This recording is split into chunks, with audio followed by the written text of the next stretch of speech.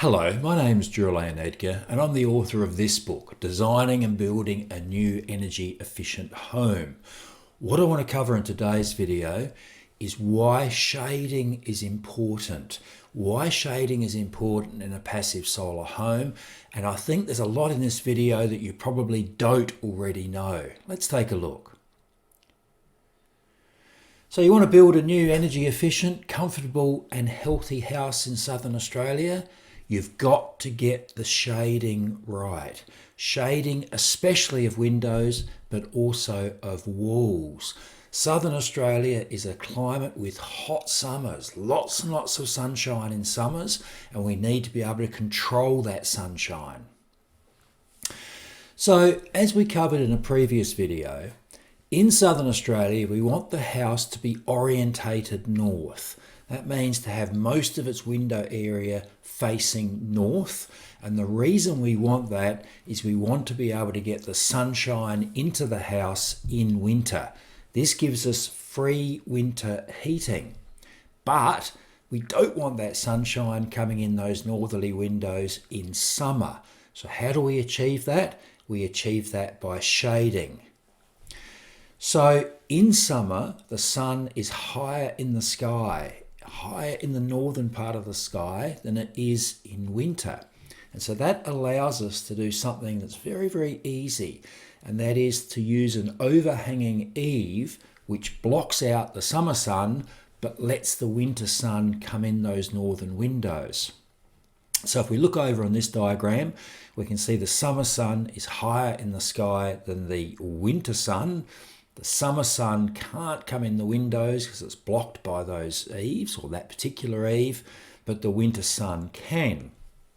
Now, if we look at this picture here, which is a picture of our house in construction, this is the northern face of the house. We can see Harry and Adam putting on the cladding. We can see a big window here, which is a sliding door, a big window here, a big window here, another sliding door, and so on. But if you look above those areas of glass, you can see the eave.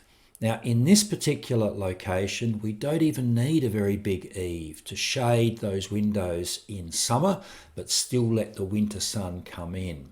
So eaves on northern windows are a fundamental part of shading those windows in a passive solar house, and the height of the eave and the width of the eave both need to be designed correctly to achieve that outcome.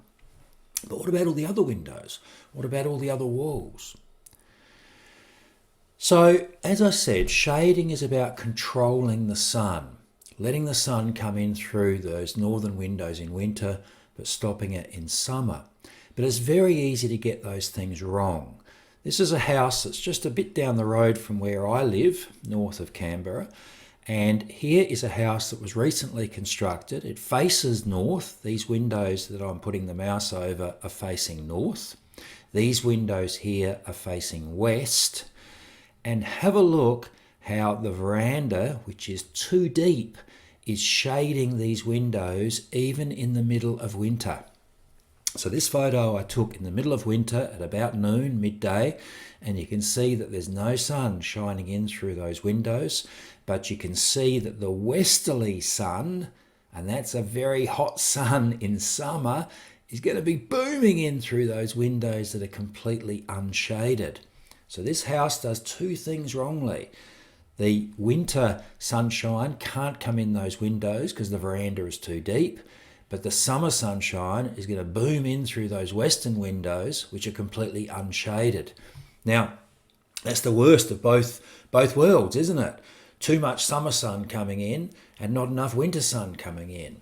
So you can see just from this little example, shading is really, really important. There's also something we need to know about windows. Excuse me. So if you take your house, you've got walls that are insulated. All walls in a modern house are insulated, and that really resists the heat movement in and out of the house. But windows, in comparison, let huge amounts of heat go in and out of a house. They're like big holes in the walls. Now, you might be saying, oh, but I've got good windows, double glazed, thermally broken frames. it doesn't matter. They still let far more heat pass in and out than a wall. The walls that the windows are in are really good insulators. The windows are always poor insulators. Now, you start thinking about that, and you start thinking we've got to be really strategic in the way we use windows in the house in terms of letting sunshine in, not letting sunshine in, depending on the time of year, and also the fact that all windows tend to let a lot of heat go in and out. So one of the first points to consider when designing a passive solar house are window size, location, and shading. So keep that in mind when I'm talking about shading. The actual presence or not of windows on different faces is also really, really important. Northern windows are good. They let the winter sunshine into the house to heat it. But other windows are mostly dead losses. You're losing a lot more than you actually gain. And I've got a photo here of our house in construction, looking out towards the north, and you can see the sunshine flooding into the house in winter, early-ish morning in winter. The sun is penetrating right across that big room. That big room is 10 metres deep, and you can see the sunshine is penetrating at least 6 metres into the room, warming the house. Wonderful in winter. So northern windows are good. What about eastern windows? So they're facing the rising sun. They let in summer, the hot morning sun, heating your house before the day has even begun. West windows are even worse in summer because they let in the hot afternoon summer sun and the house is already warm. By the end of a summer's day, the house will be warming. It'll be warmer than it is in the morning. And if you get a lot of sunshine coming into the west or from the west in the late afternoon when the house is already hot, that's really, really bad news. Southern windows, they don't get much sunshine. They get a tiny bit in the early morning and late afternoon in summer, but they lose heat all winter. So those big holes in the wall letting all the heat go out. So you can see windows and where they go and how they're shaded is really, really critical. So let's look at an easy way of shading. Deciduous vegetation has leaves in summer, has no leaves in winter. So if you plant deciduous trees, or as on the right there, deciduous vines, they can block the sun in summer but not in winter. It sounds ideal, and all the passive solar textbooks talk about using deciduous vegetation. But a critical thing is the timing where they lose their leaves and regain leaves may not exactly be right for what you want to achieve. So where we live north of Canberra, deciduous trees tend to lose their leaves at slightly the wrong time. And so it doesn't give us the winter sunshine that we really would want because there are still leaves on the trees when we want that sunshine coming in. But it's a simple way of doing it. Okay, it's a simple way of doing it that doesn't cost very much, doesn't need any architecture. You just plant deciduous trees in the right locations or vines. But there's another way of doing it, and it does give much, much better results. Now let's have a look at these diagrams. We looked at one of these diagrams in a previous video, and they are worth looking at closely. Let's look at the one on the right first. We saw this one in that previous video. Here's east, here's west, and the sun is facing, the house is facing north. So in winter, the sun rises a bit north of east. See, there's east, and there's the sun rising, and you can see it's north of east. It goes across in the sky, in the northern part of the sky. It sets north of west. And you might be going, oh, this is very complicated. But it's easy if you think you're facing north, the sun rises and sets towards the north. That's different in summer. In summer, the sun still rises in the east and sets in the west, but look how it's actually rising south of east. It's coming up in a different place. It goes way high in the sky and then it sets south of west. It's setting in a slightly different place.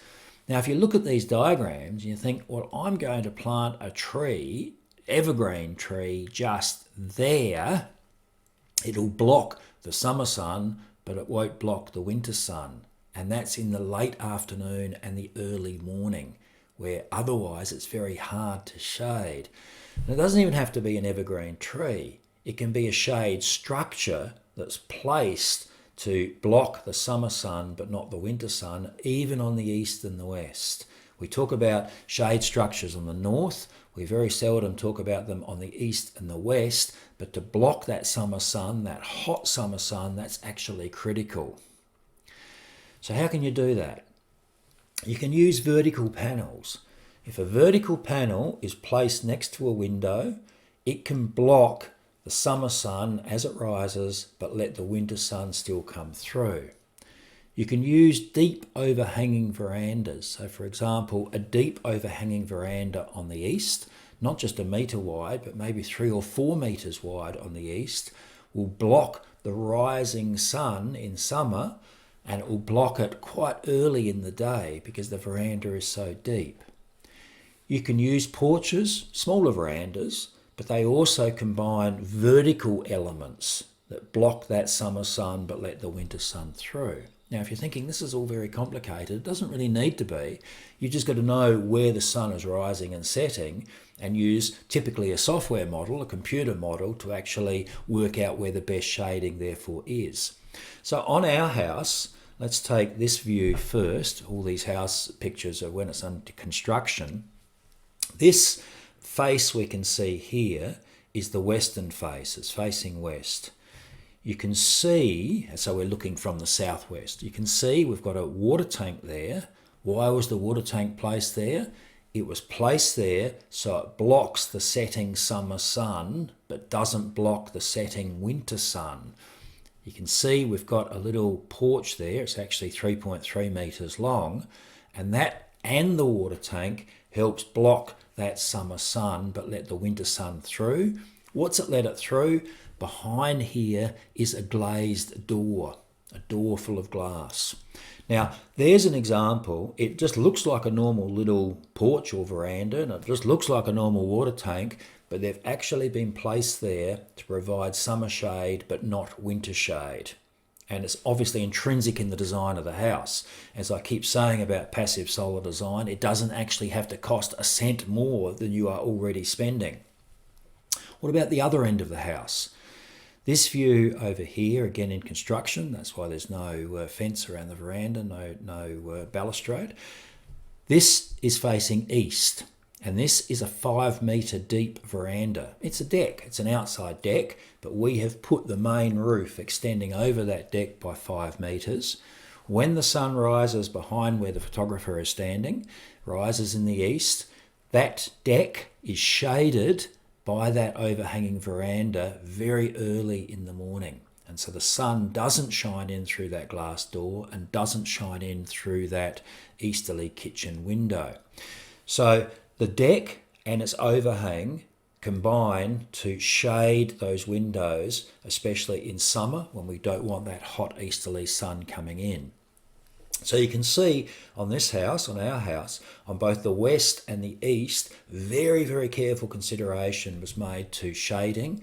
On the west, the winter sun can still come in, but the summer sun is blocked. And on the east, basically both are largely blocked because of that very deep overhanging veranda. So good passive solar design is about orientation, which we looked at in a previous video, but it's also about shading. And shading, I was going to say is complex, but it's not really. It's just where is the sun and how do we block it when we want to block it and let it through when we don't want to block it.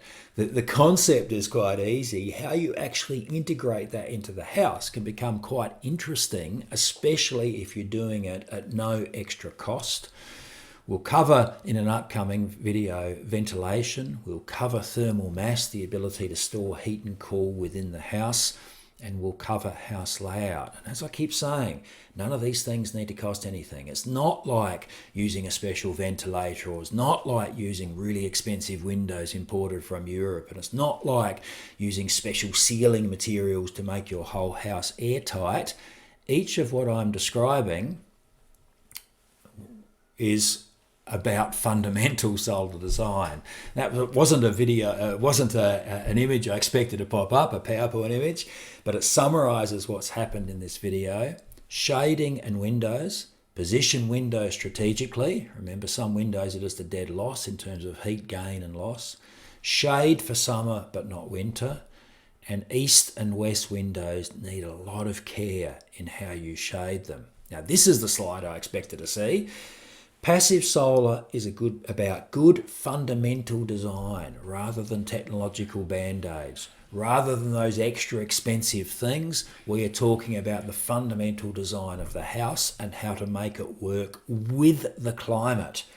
Now, everything I've been discussing today about shading and windows is working with the climate to let that winter sunshine come in, but to stop the summer sunshine coming in. It's not just blocking everything out. It's not just turning on an air conditioner. It's actually working with the way the climate works around your house.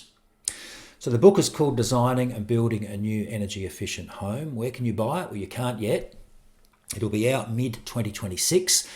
I'm waiting until then, even though the book is 99% written.